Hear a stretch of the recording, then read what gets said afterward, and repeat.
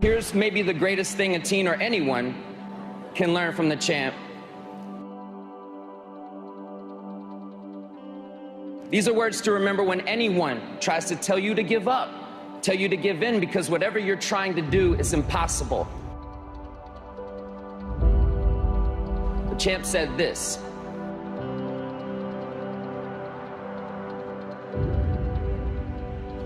impossible is just a word thrown around by small men who find it easier to live in the world they've been given than to explore the power they have to change it.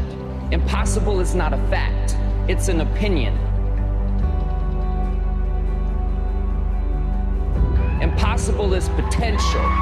Impossible is temporary. Impossible is nothing. Greatest quote ever. So, as a relatively new dad and a former teen, I'm here to say you will make mistakes along the way. You will fall down. I have, many times. Even Ali did.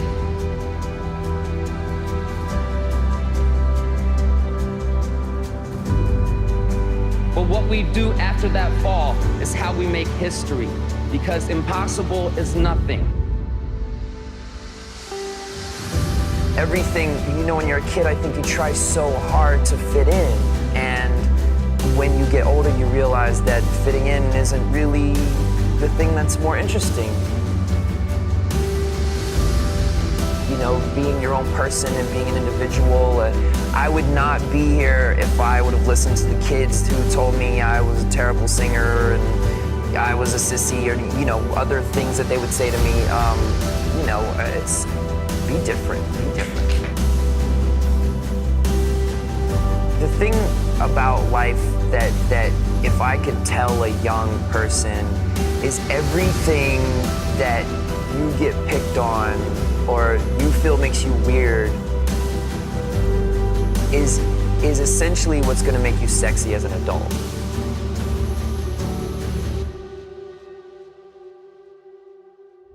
I was 14 when I was in NSYNC and we got a record deal and we were going to travel all over the world, and I just remember my mom always instilling those thoughts in me that, you know, at the beginning of the day we all put our pants on the same way. Just like she said, don't let what you do define who you are.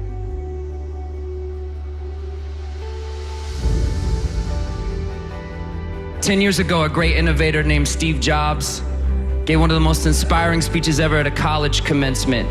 At the end, Steve Jobs quoted some powerful words he'd seen as a young man that he wanted to pass on. Those words were, "Stay hungry, stay foolish."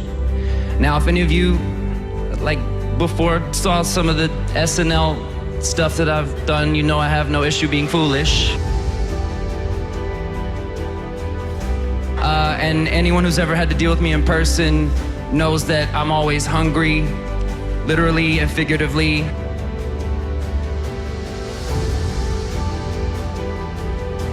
Anyway, so when I was a teenager, I read some words that I found extremely powerful that I've been carrying with me ever since. And those words were from our 26th President of the United States, Theodore Roosevelt. So just indulge me for a second.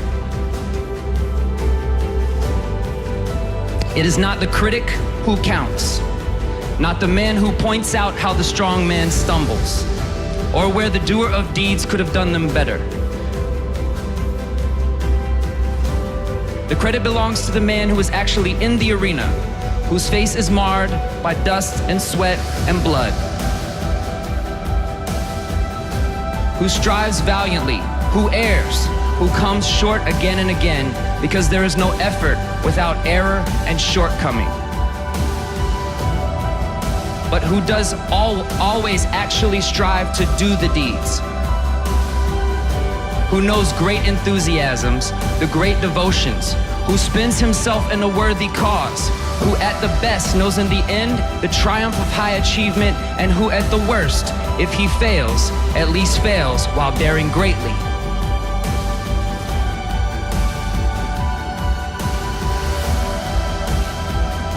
So that his place shall never be with those cold and timid souls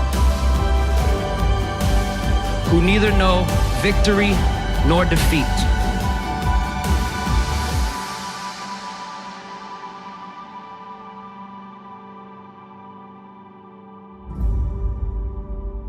If you're a young person like I used to be, and you're at home watching and you're being called weird, or you're being called different, or whatever the hell you're being called, I'm here tonight to tell you, your critics do not count.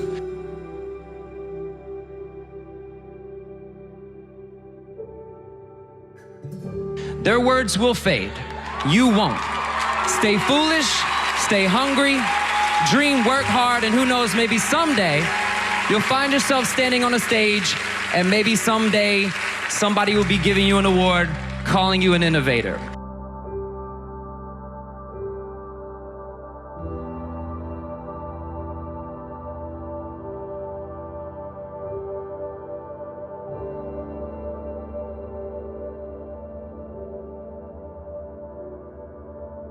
People like Paul McCartney, who, have you seen him recently? I saw him the guy's at the... like 70. Yeah, I saw him at the Grammys when they did that. Okay, the guy's like 70, and he plays for like 3 hours, stadiums, and it's like you feel like you're in his living room, and the only pause between songs is like so he can put a different guitar on or, you know, get down on the piano, and he has people laughing in the crowd, and that's what I grew up idolizing. So that's something that I've always wanted to incorporate. So when you go, you know, when it's about, you know, a song like Senorita, it's like I only want to play the end of the song because this is the song everybody can sing to each other, and you can feel like, you know, it feels like a block party all of a sudden.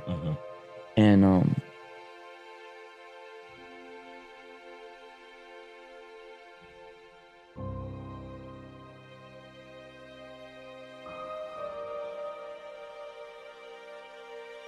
is to make people go like, damn. Yeah. And then to make people go like, you know what? I'm having fun. Yeah. You know, like those two things. Service to others is the rent you pay for your room here on earth.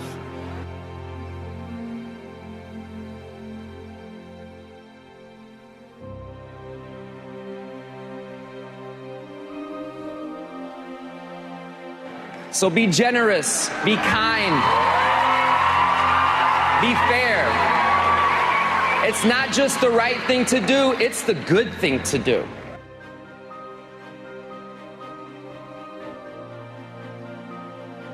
And I think we all can agree that with all the tension in the world today that can divide us, we should be part of the solution and not part of the problem.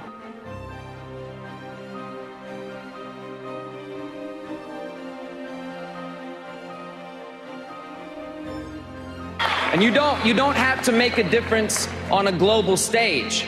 You can volunteer in your neighborhood or in another neighborhood nearby where people might look a little different from you, and they might teach you a thing or two. And have met a ton of people along the way in my time in the music industry, which started when I was very young. About, you know, you can't consider yourself an expert at anything until you've had sort of 10,000 hours at it. And I agree with practice.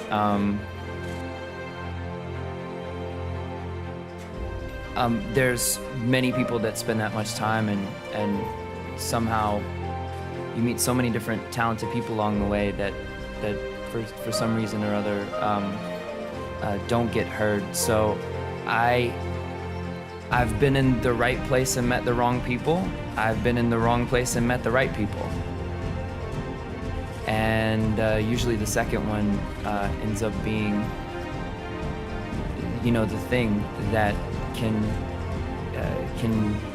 catapult, I guess, someone's career. But I would argue that I think there's a lot of analysis now.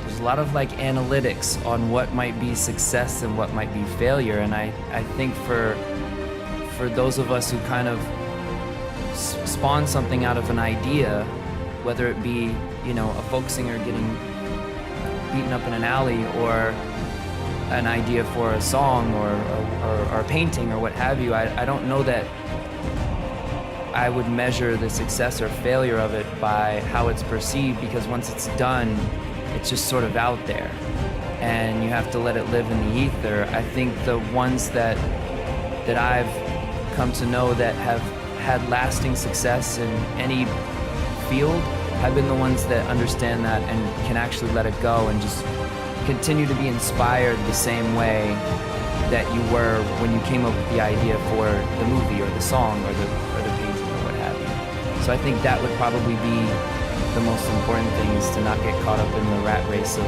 what might be perceived a certain way.